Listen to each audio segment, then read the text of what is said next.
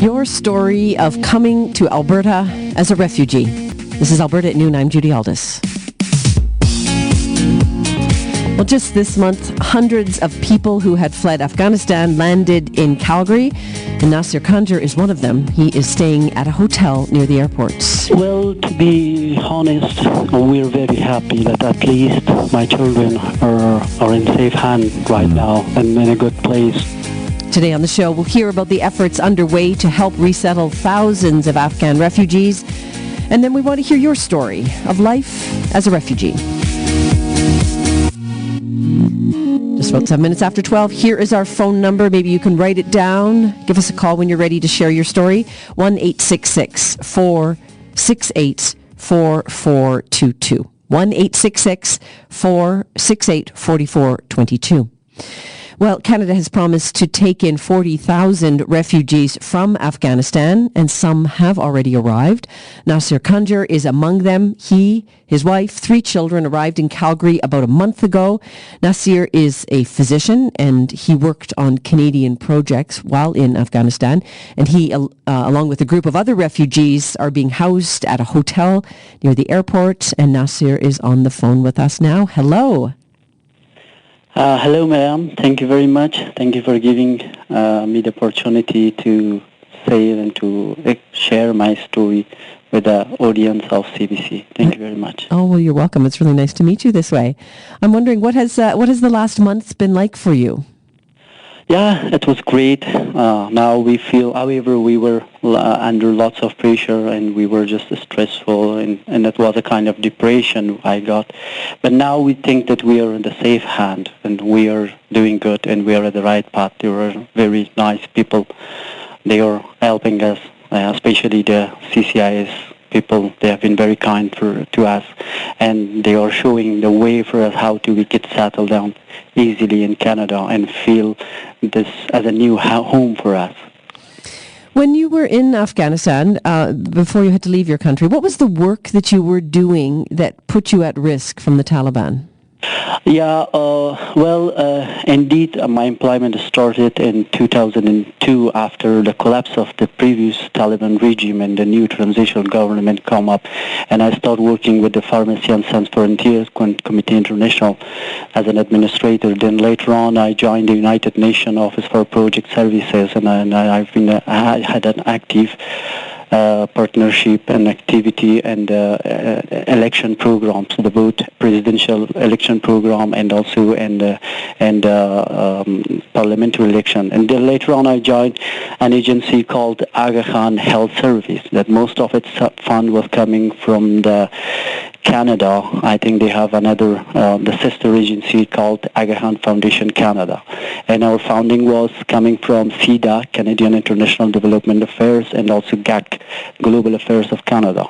We were building, our main initiative, our main part of activity was to straighten the Afghan health system and straighten it. And we had a project called Health Action Plan for Afghanistan. It was like 80% funded by the Canadians, and we were building health facilities. We were equipping those health facilities. Then we were going to recruit all the technical staff like nurses, doctors, lab technicians, X-ray technicians, everyone. Then we were going to connect them with the Agrawal University Hospital in Karachi, and also with our colleagues in Ottawa to train them and to update them with the new knowledge. So this was our main part of the activity. And also we had projects and programs to educate rural and villager girls to be nurses and midwives, since the mortality rate of mother and child in rural area were very high in 2013, 14, and after that. I'm wondering, Nasir, you've had to leave all that behind. Yeah. Well, it's hard to even know where to start. Do you know if any of these projects you were working on are any of them still around? Are they still functioning now? Yes. There is one project which was the very last project, which was funded by the GAC, Global Affairs of Canada. It was to establish a diagnostic center for COVID-19 diagnosis. It was a diagnosis center, and we installed a PCR machine in a rural area in the north of Afghanistan, which we called Baglan, and a city which is the capital of the province called Pulihumri, and a health facility. In that health facility called Agrawal Health Clinic. So that PCR, the main activity was to find the people who have been infected by COVID, and our part of activity was to diagnose and refer them to healthcare centers. And then it was time to flee, to leave the country. When you think back on your escape from the country, what's the story that stands out most for you? Well, after 15 August, when the Taliban started their major attacks on major cities, so we were just moving around city to city to be in safe hand, because in addition they were attacking the people. Prior to that, they were launching lots of rockets on the city and the capital of the city. So I remember on 15 September, I took my 3 children and my wife, and without saying goodbye to my parents, because they were on their duty station, I escaped our main city and we refused to Kabul. And few days I stayed there with my in-laws there, and again their attacks started in Kabul as well.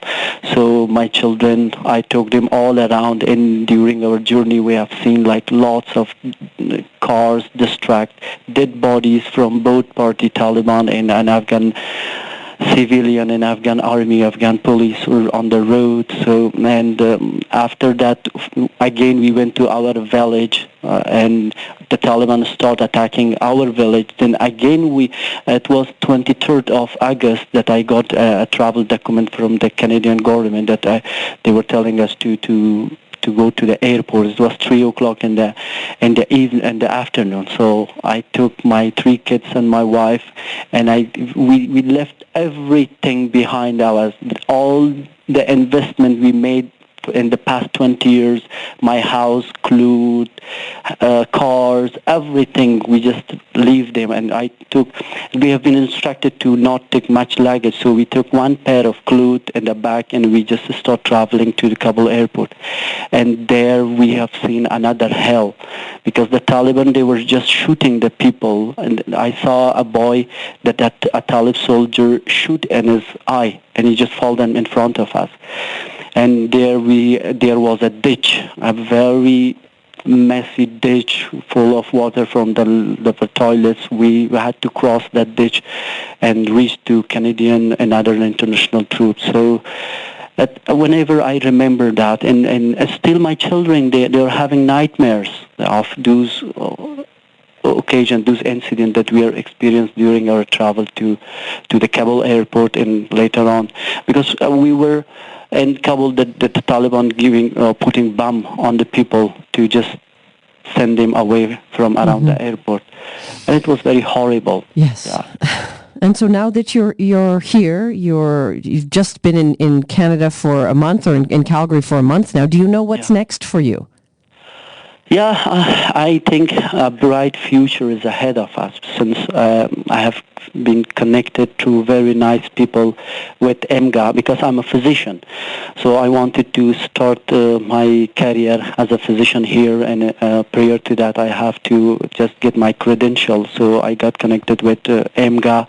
They have been very nice and helpful people, and also the people from the CCIS. They are helping us in any part of the life that we get settled soon. So we were looking for a house. Before yesterday we found a good house somewhere in Calgary, in Northeast, and we have been connected with Bow Valley for English classes. Me, my wife, and other people are taking care of my children.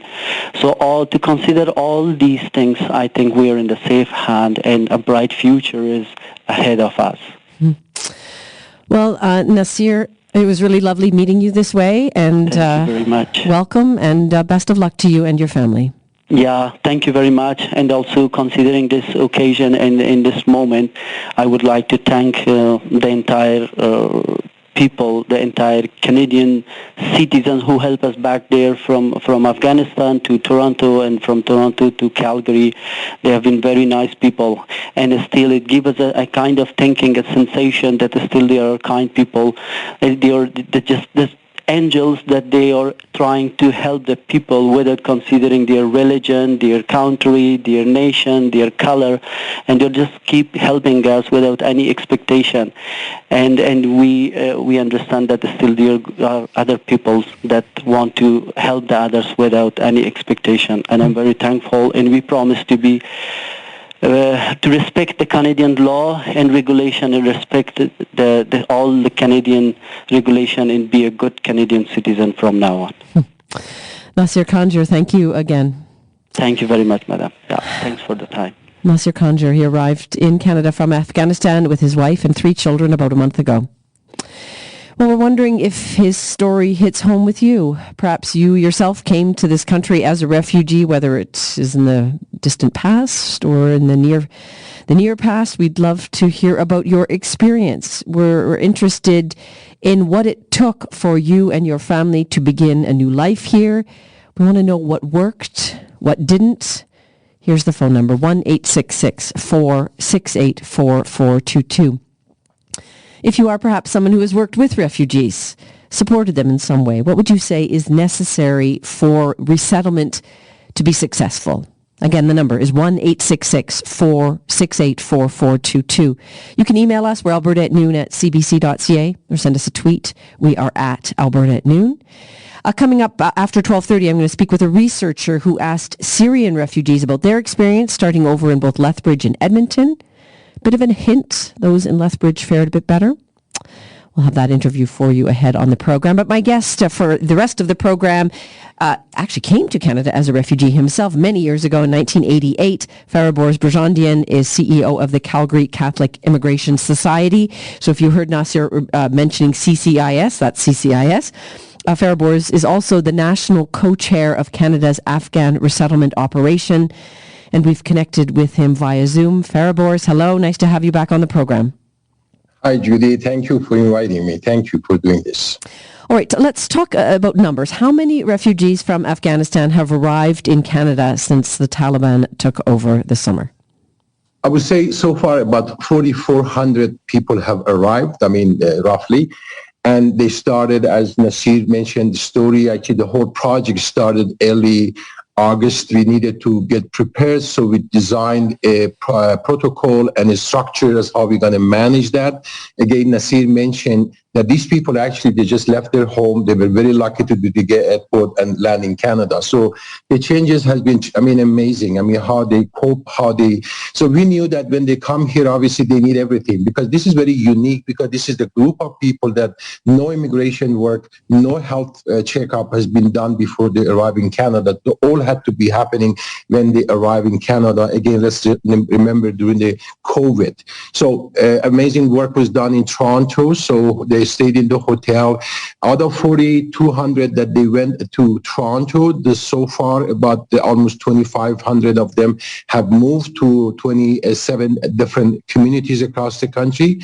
There were 260 of them arrived last weekend, Friday, in Calgary, that they stayed here for just a weekend. Then they were destined to Manitoba, Brandon, Manitoba, and Saskatoon.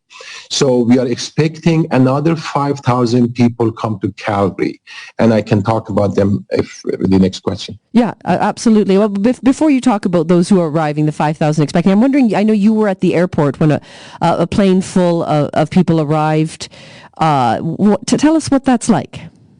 Okay, you just heard, everybody heard Nasir's story, but then you add that these people were not lucky enough to get to the Kabul airport, so they had to really escape through the desert and mountain to get to Pakistan safely. So Canadian government staff, and I think, really, really appreciate the work the IRCC and others are doing. They were able to manage about 260 of them that they actually were having a strong Canadian connection, like Nasir, in Pakistan, and work with the government of Pakistan to allow them to charter a plane and send them to Calgary. So when I talked to them, we had the child of 13 days old child that was part of the group, very young, very vibrant, very educated group. So they were actually stayed in Pakistan for almost last 5 weeks. So they got together, they put them in a plane, and they brought them to Calgary. They were very tired, extremely tired, because the whole journey took them about 35 hours from the airport in Islamabad to come to Calgary. But overall, very helpful, very hopeful, very enthusiastic, very appreciative of what's happening to them. Obviously, you can imagine if they would have stayed in Kabul, in Afghanistan, the consequences would be severe for them. Yeah. And this is the group, and we are glad actually we could send them to these two amazing community that they are ready to host them, to receive them, and to make them part of the community. All right, our guest from now until 1 o'clock, Fairborz Birjandian. He is the head of the Calgary Catholic Immigration Society. He's also the national co-chair of Canada's Afghan resettlement operation. Fairborz joining us until 1 to talk a bit about the work that he is doing to help with the resettlement of refugees from Afghanistan, but also here to hear from you about your experience as a refugee, what worked, what didn't work in terms of your resettlement. Love to hear your stories. 1-866-468-4422. If you have questions, as many of you seem to have, about the resettlement of Afghans in Canada, this is a good chance to ask a question, because Fairborz is, as we mentioned, is involved with the national effort. So the number, 1-866-468-4422. Well, why don't we start right away with a question here from Rob Fairborz. He says, ask your guests, what was the criteria needed to be selected to come to Canada? Very great question, because already we have about 5-6 million Afghans as a refugee. I think the first policy paper talked about the 6,000 that they were very much close connection with Canadian operation or involvement in Afghanistan the past number of years. The embassies, the Canadian Armed Forces, plus the basically NGOs, Canadian NGOs working there. So the first group that arrived, they were basically known by Canadian. They work for Canadian Armed Forces, embassies, and NGOs. So that was the criteria for the first group. And the second group, actually, the criteria Canada has already identified is clearly indicates people that their lives in jeopardy because of takeover by Taliban Afghanistan, like journalists, women activists, politicians, that they were actually definitely being their lives in danger by politicians. LGBT group, obviously, because of the new regime, they would be obviously having tough time to live in Afghanistan. So those were the four criteria. And the last one was the family unification. For instance, I give you the group that went to Saskatoon. Actually, they were a girl school group, that there were about 100 of them, that they actually, with one school, they were the national martial art team of the Afghanistan. So those were the one, actually, I'm sure that their life would be in jeopardy in Afghanistan. A few days ago, we just learned that one of the soccer player in Afghanistan, young woman, was killed by Taliban just because she played soccer. All right. So we know you mentioned that about 4,200 people from Afghanistan have arrived in Canada in all. And there's a group of 5,000 who are scheduled to arrive in Calgary. Talk a little bit about the time frame around that and what goes into that effort. I'm sure your listeners, they would appreciate the complexity of this work during the COVID. Obviously, we have to observe all the protocol, basically, advised by the health authority, the city, the provinces. So the first port of entry was identified Toronto. So Toronto actually received those people, still they are processing, the people are still there. Then the idea was the opening another port of entry, and Calgary had all the requirement that IRCC needed with the CBSA, the services in Calgary. So the decision is that 5,000 would come from United States. During the Operation United States, apparently they evacuated 180,000 people in the safe havens. Some of them are in the United States in the military camps at this bases at this point. There was agreement between the government of Canada and the government of the United States that because those people met Canadian requirement for resettlement of Afghans, so they agreed to accommodate the settlement of 5,000 of them from the United States.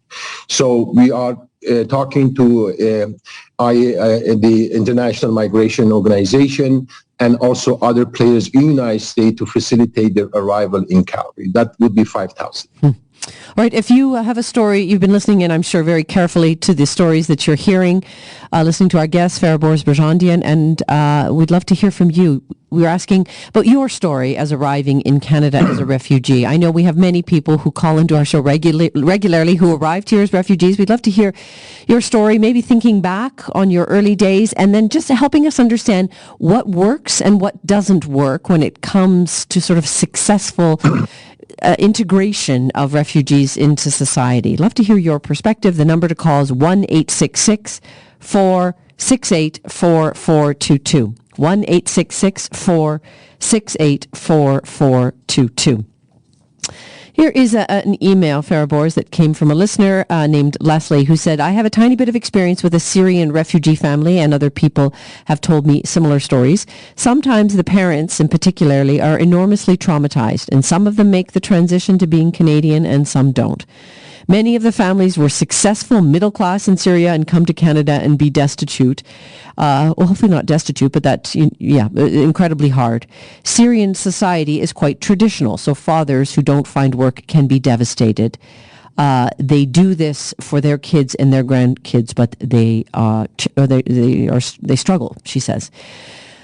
Fairborz, talk to us a little bit about some of that. First of all, there's a lot that Leslie brings up, but this idea that, arriving here, having seen the trauma of war and the challenges that poses in terms of settling in well.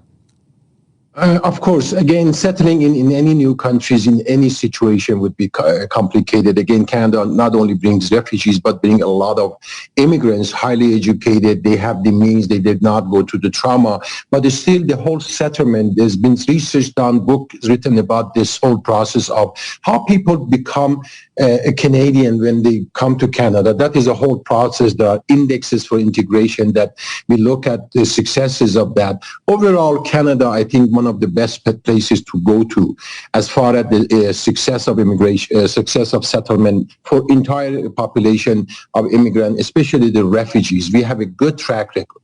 I mean, your caller is very, very right. I think when you come to a new country, you don't speak the language, you don't have any social capital. Obviously, if I wanted to simplify that, people come with a set of fears and a lot of hopes, like Nasir. I mean, Nasir was a good example that when he came in, he obviously hoped that he's going to be in a safe place. He wanted to, have a brighter future for their children, to be accepted as who he is as a family. His children would go to school and be looked at as a child in Canada. So these are the hope. The fear is obviously, I can list a whole bunch of fears that people have. I went through that myself, that who am I going to be talking? Do they people look after me? Am I going to get enough money to pay my rents? If my children going to go to school, how I'm going to find a position in our society, how can I connect? So those are the fears.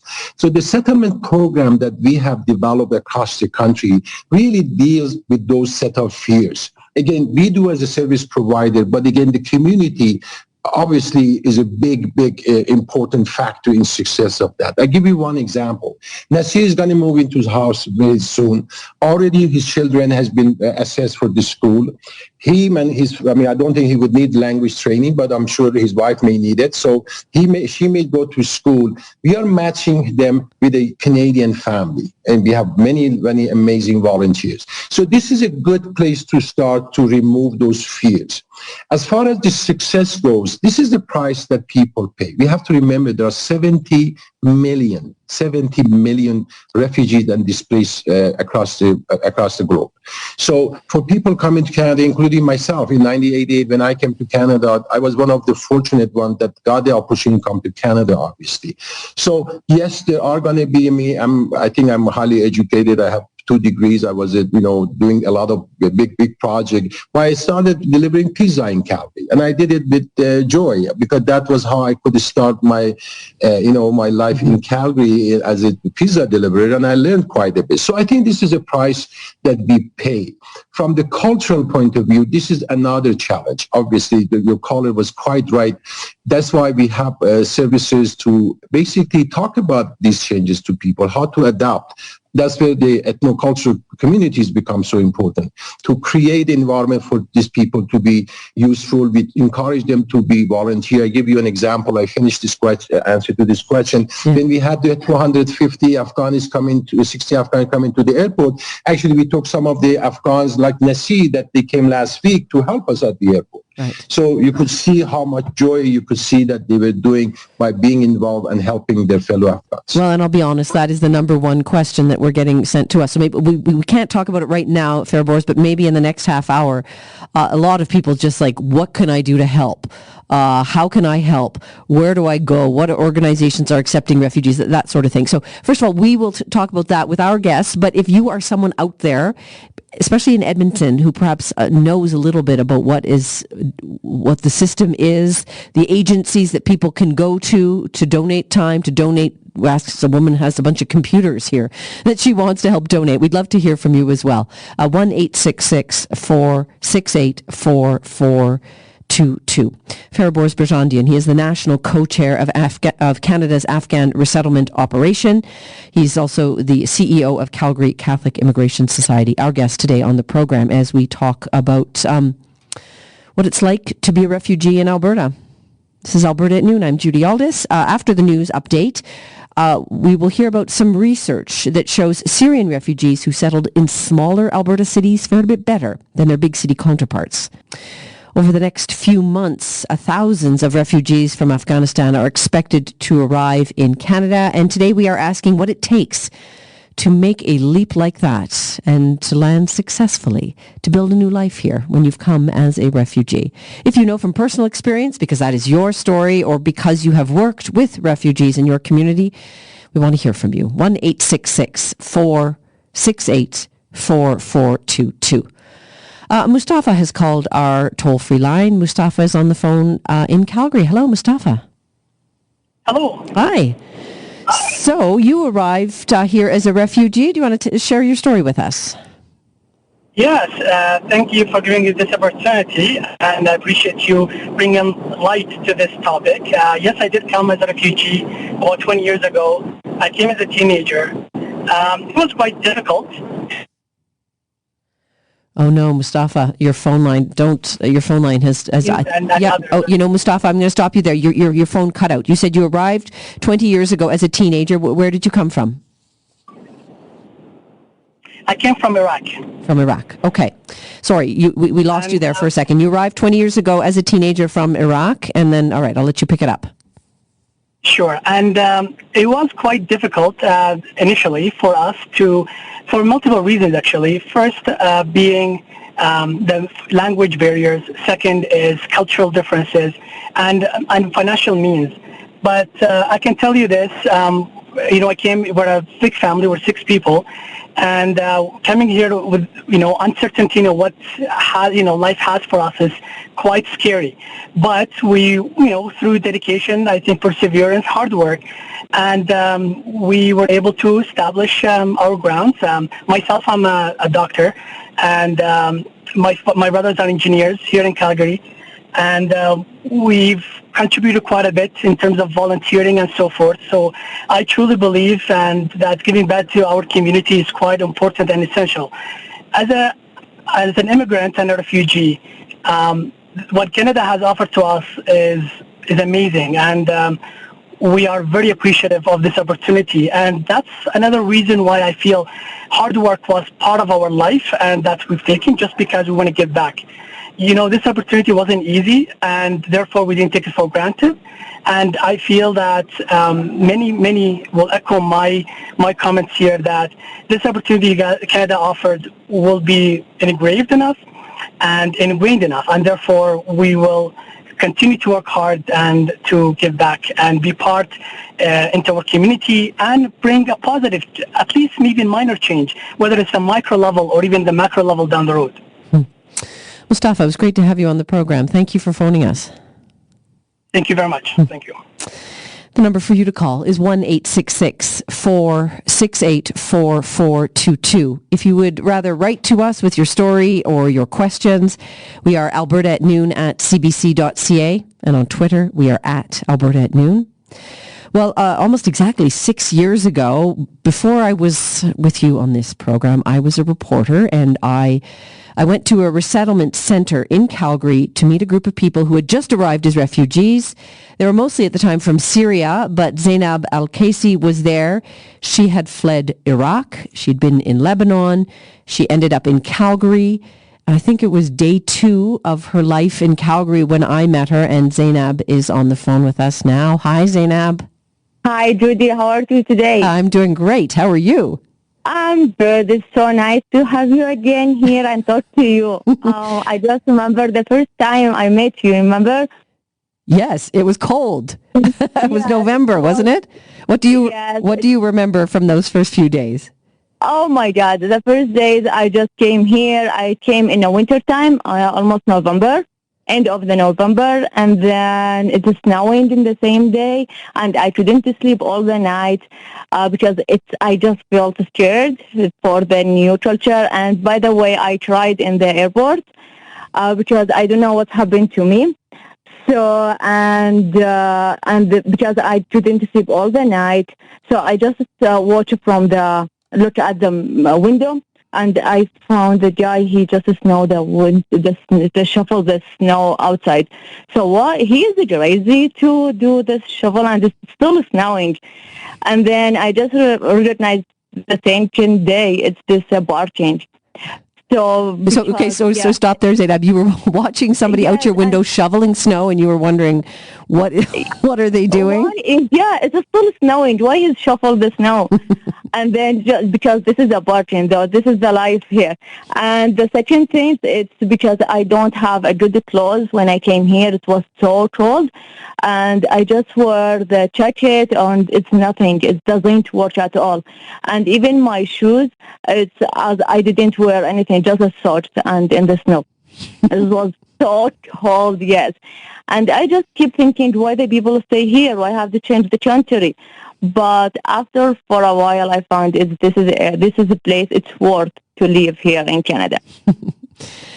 I'm wondering if you think now that you're you've been 6 years in Canada, you're a citizen, your English is just amazing now. I'm wondering, because when we met, you spoke a few words. Really, we spoke through a translator. I'm wondering if you have sort of some advice that you would have for others who are arriving as refugees. Yes, the first thing I just want to say, if the people have a chance to come to a great country, it's Canada. The first thing, they have to be patient because they don't scared. This country, it's worth to live here. And the second thing, to integrate for the other culture. Don't keep yourself in your culture as well as into any culture you have. And the third thing, you have to go to school to learn English, because the English it helps you a lot to understand and you will achieve your goal.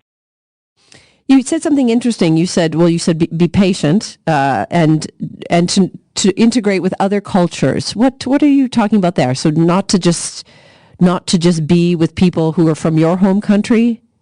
Yes, I mean it's to be open. You open your mind and you be open for the other culture, because you will learn a lot. Because you have your own culture, keep it. Don't lose it. Keep your culture, but learn from others. Because the others, it's interesting cultures. You have to learn. You have to integrate for this new life here for the other people, the Canadian and whatever, any culture you have here. Well, Zainab, it was nice. We've met a few times over the years, of course, but it was nice to have you back on the radio with us. Thank you so much for joining us today. Thank you, Judy. Have a good day. Bye-bye. Zainab Al-Kaisi, she arrived here as a refugee from Iraq almost 6 years ago, late November, as she said. That would be a crazy time of year to arrive, wouldn't it? Anyhow, today on the show, we are hearing from refugees and from those of you who have worked with them about what successful resettlement looks like. We'd love to hear your story. 1-866-468-4422. 1-866-468-4422. Listening in, Fairborz Birjandian, the national co-chair of Canada's Afghan resettlement operation. Fairborz, thank you for sticking with us. Oh, that's a pleasure. Yeah, I want to spend a moment just hearing about the efforts from the work that you're doing to try and sort of spread resettlement outside of just the major cities. Talk to me a little bit about what is happening and why. Again, I just want to remind everybody that Canada receives refugees. We get about 25,000 refugees every year. So it's not a new thing in Canada. It is actually a place for refugees to arrive. But we had, in the past number of years, we had some mass settlement like Kosovo, like Syria, and now we are doing with Afghans. 2 or 3 years ago, we did with the Yazidis. So obviously, there's a network of 34 organizations across the country, from Newfoundland, St. John, Newfoundland, all the way to Victoria. We see that the communities are basically prepared. They have a well-developed system and support system for refugees resettlement. Refugees come from 3 criteria: refugee claimant, government-sponsored refugees, as well as private-sponsored refugees, which I believe we are hoping to have actually a good number, maybe half of the 40,000 Afghans to come through private sponsorship, which would take obviously longer. So these organizations have culturally and trauma-informed services in place. So this is what we do. This is our expertise. In Calgary Catholic Immigration Society is obviously, we have our reception house we operate. But we really facilitate the whole thing because the whole community is involved. Just imagine you heard about the Nasir coming here with kids. So these kids going to go to school. So our school is involved. Our health system is involved. Our employment are involved. So everybody is really involved with settlement. And one of the reasons that Canada has done much better than many other countries, and I have research, a lot of research is done, is because our community support we are getting. Today, I can tell you we got 22,000 emails came to us that they wanted to help. So just imagine across the country, we didn't even ask for it, so people are coming. So what it takes to do it again in making sure these people are connected. The teachers at the school, for instance, they play a big role, understanding now these Afghan children and making sure they just treat them the way they need to be treated today, because it's going to be different from the other children. So the employers, we have amazing support for employers. If I tell you already, we got so many companies coming up, even from Band, from Loblaws, Walmart, IKEA. We have been in touch with them. They're opening. Actually, they want to hire these people. So it takes a long time to do it. But more important is that they feel that they are part of this community. Now, in Alberta, we have 6 places that actually refugees go. Systematics, the Lethbridge, Medicine Hat, Brooks, Alberta, Red Deer, Edmonton, and Calgary. In Prairie region, we have 12 centers that people go to in the Manitoba, Saskatchewan. So we actually, government wants to expand that numbers, but again, there are challenges. Obviously, when people do a smaller center, we have to make sure that there are services available for these people. But Alberta has done very well. We got 6 centers that they normally get refugees, and they have a very, very robust system in place. Fairborz Birjandian, our guest. I have a question that came in from Diane. She phoned a minute ago, our toll-free line, and that toll-free line is 1-866-468-4422. She wasn't able to stay with us, but she has heard that only 30% or so of immigrants and refugees actually access the resettlement services and organizations such as yours.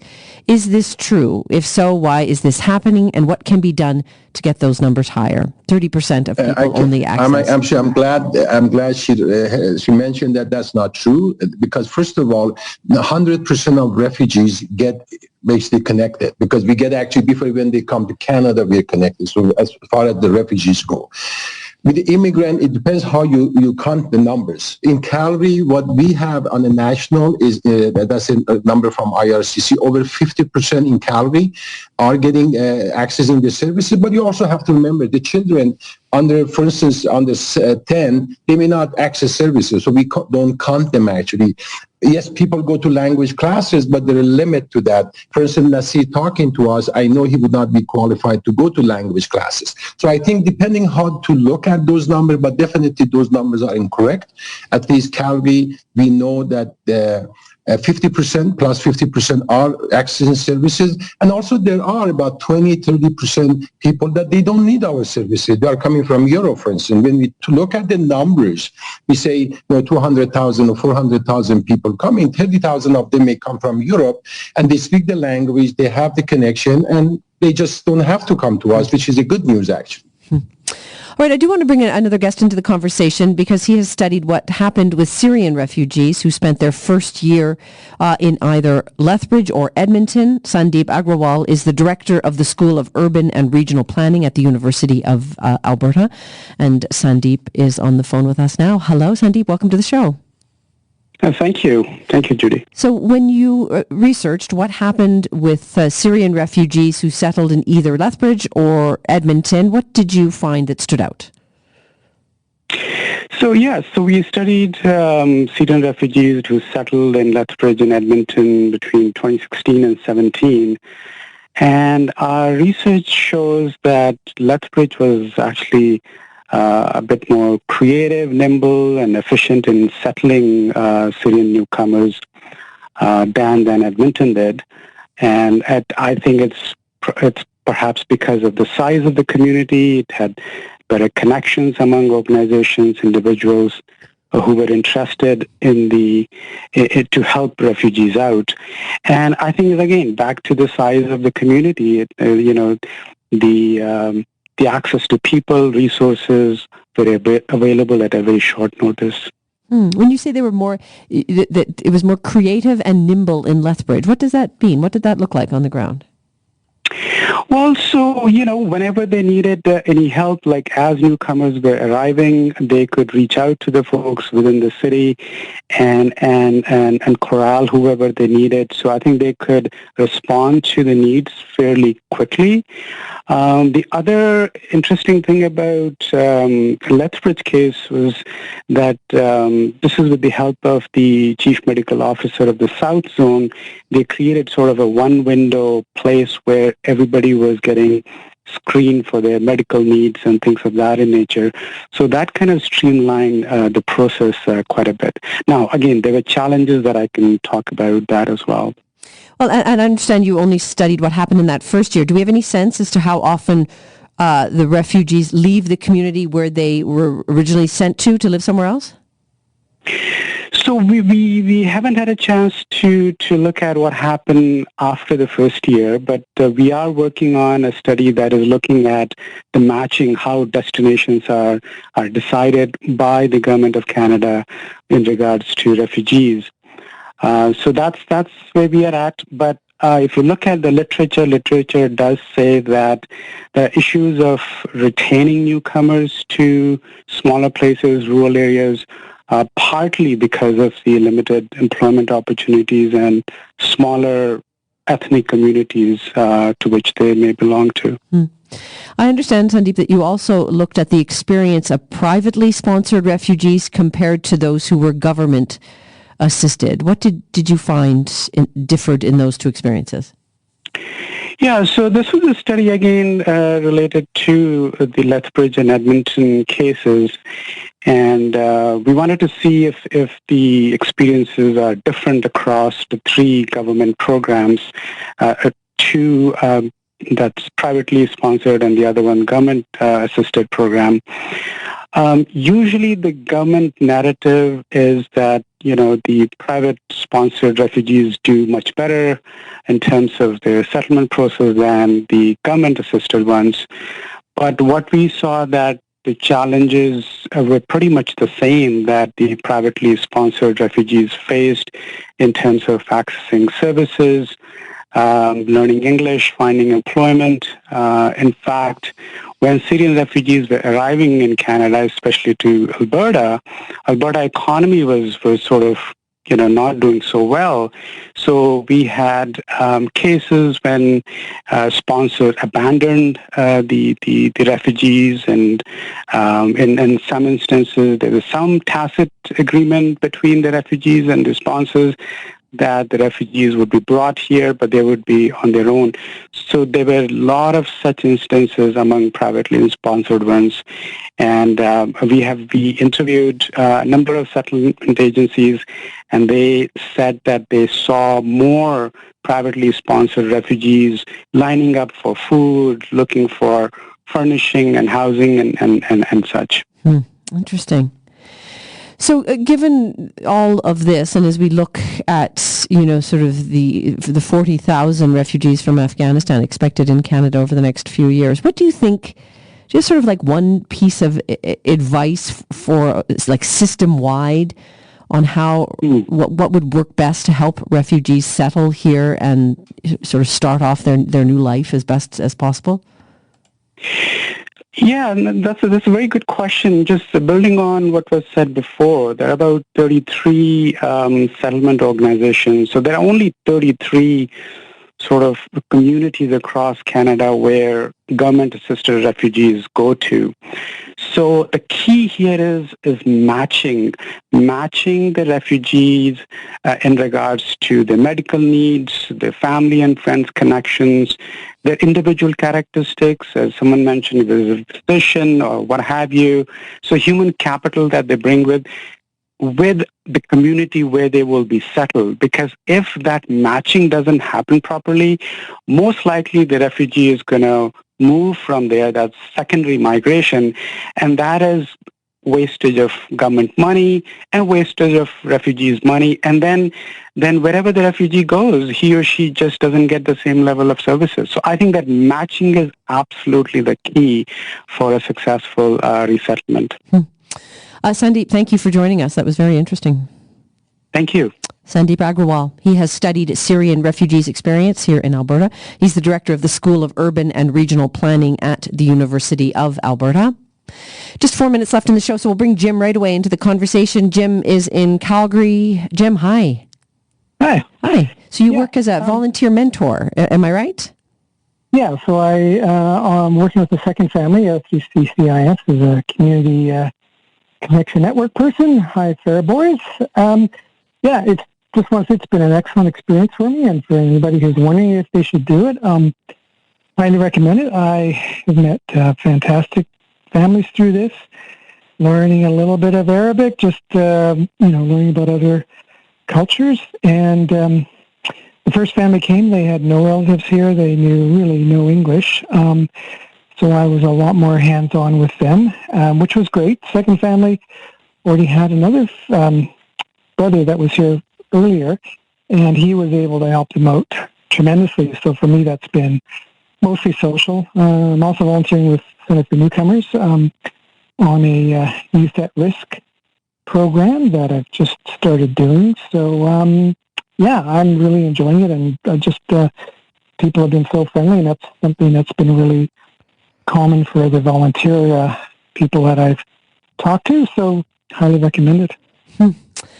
Jim, it was really great to meet you. For all those who are listening in, I'm getting a lot of messages from people who are saying, I want to help, I want to connect, I want to donate, that sort of thing. Well, there's one example through one of the immigrant serving agencies, a volunteer mentor. Is that the sort of the title of your job, your volunteer job? Which one of them it is with CCIS? It's a community connection networker, but yeah, it's basically a mentor, just helping out with transit routes and, what culture's like, and they'll often have questions about, really go to see this. CCIS has a great network of, paid employees to help them out. But there are, there's a lot of other ways that they can be helped by volunteers. Jim, thank you. It was great meeting you. You're welcome. Thank you. Bye. Fairborz Birjandian listening in. Fairborz, we only have about a minute left or so, but what is the sort of, given all the years of work that you've done, just in the 1 minute that we have, what do you think has changed about our resettlement efforts that you think is sort of to address past problems? I would say that basically, I see that as a social science, really. Settling, immigration, integration is a social science. As an agency, we are becoming more in tune with that science, understanding how it works. The researchers obviously help us a lot to modify our program. So what we did 5 years ago, we're not doing the same thing. There are a lot of changes happening. Maybe I want to take this opportunity to tell people there is an Afghan website that I would encourage people to get into that if they want to get more information. Is www.afghansresettlement.ca. And also, we are in need of housing. I mean, I know that the Main Street, other landlords been amazingly helpful. Thank you very much. But we are looking for housing, and we would like people that they have housing available. Again, we don't want it to be donated, but we can pay for that.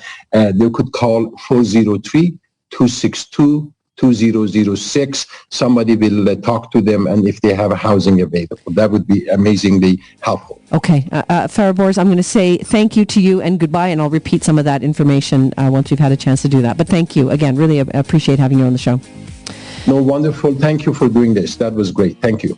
Fairborz Birjandian, CEO of the Calgary Catholic Immigration Society, also national co-chair of Canada's Afghan resettlement operation, afghanresettlement.ca. That's the website. The phone number for Calgary, at least, 403-262-2006. I'll tweet that information out as well. 6. I'll tweet that information out as well. 6. I'll tweet that information.